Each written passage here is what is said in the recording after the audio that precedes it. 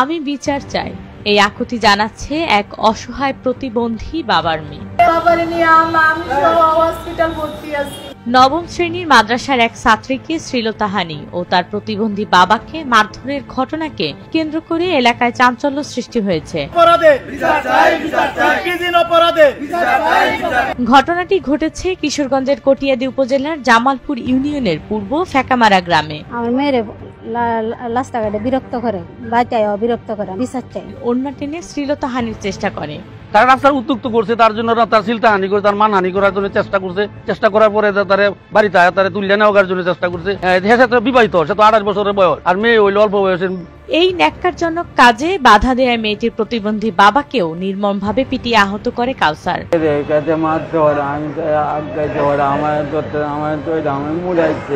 পরে আহত বাবা মেয়েকে উদ্ধার করে উপজেলা স্বাস্থ্য কমপ্লেক্সে নিয়ে যায় স্থানীয়রা। একদিন কাম মরলে 7 দিন উপাস থাকে, ভাত খাইতে পায় না, সে এরকম দুর্বল। তার এইভাবে মারছে, এটা বিশাল অন্যায়, এটা আন্তর্জাতিক আইন লঙ্ঘন করছে। ভুক্তভোগী মেয়েটি জানায়, আমার নাম ধরে ডাকে, রাতে বাড়ির সামনে এসে চিৎকার করে, ওই দিন ঘরে ঢুকে টানা হেঁচড়া করে। বাবা প্রতিবাদ করলে তাকেও মাটিতে ফেলে মারে। আমার আইসে গত ধরে নিত, আমার বাবা আটকেছে, আমার বাবা আটকেছে পরে আমার বাবারে কাগজ নিয়ে আয়া ঘরের ভিতরে আয়া দুইটা রাত্রি দিছে। দেওয়ার পরে আমি গেছি আমার বাবারে আনতাম, মুন্ডা যা আছে সব নিচে গা, আমার বাবারে নিয়ে বাইরে নিয়ে দুটা। এই ঘটনায় ক্ষুব্ধ এলাকাবাসী, তারা এই জঘন্য ঘটনার বিচার চায়।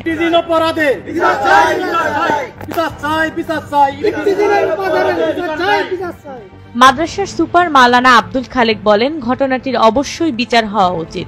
যদি শিকার হয় তাহলে তার বিচার হোক, এটা আমরা চাই, কোনো আপত্তি নেই। কারণ এটা খুব জরুরি যে ইফতিজিনের শিকার কোনো ছাত্রী না হোক, রাস্তাঘাট সম্পূর্ণ নিরাপদে থাকুক, এমন একটা প্রশাসনিক ব্যবস্থা আমরা চাই। কটিয়াদি উপজেলা স্বাস্থ্য কমপ্লেক্সের মেডিকেল অফিসার ডাক্তার ইশা খান জানান, মেয়েটির বাবার শরীরে আঘাতের স্পষ্ট দাগ রয়েছে, মেয়েটিও ভয়াবহ মানসিক আঘাত পেয়েছে। মারধরের আলামত আমরা পেয়েছি, আমাদের এখানে ভর্তি আছে এবং চিকিৎসাধীন আছে। এই ঘটনায় উপজেলা নির্বাহী কর্মকর্তার কাছে লিখিত অভিযোগ দাখিল করেছে ভুক্তভোগী পরিবার। আমরা এটা তদন্ত করার জন্য আমরা পাঠিয়েছি, আমি এসিল্যান্ডকে পাঠিয়েছি এবং সেখানে আমিও নিজে সে মেয়েকে বলেছি যে এটা যদি নেক্সট টাইম সে যদি কোনো এই ধরনের অপরাধ করে সাথে সাথে আমাদেরকে ফোন করার জন্য। তা আমরা বিষয়টা আইনগতভাবে দেখছি এবং ঘটনা তদন্ত করে দেখছি, যদি এ ধরনের কোনো ঘটনা ঘটে থাকে তাহলে আমরা আইনগত ব্যবস্থা গ্রহণ করব।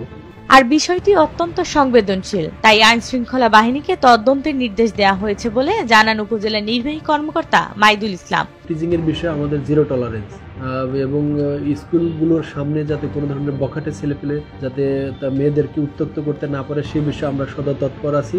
যত দ্রুত সম্ভব দোষী ব্যক্তিকে আইনের আওতায় এনে সঠিক বিচার নিশ্চিত করার দাবি জানিয়েছেন ভুক্তভোগী পরিবার ও এলাকাবাসী।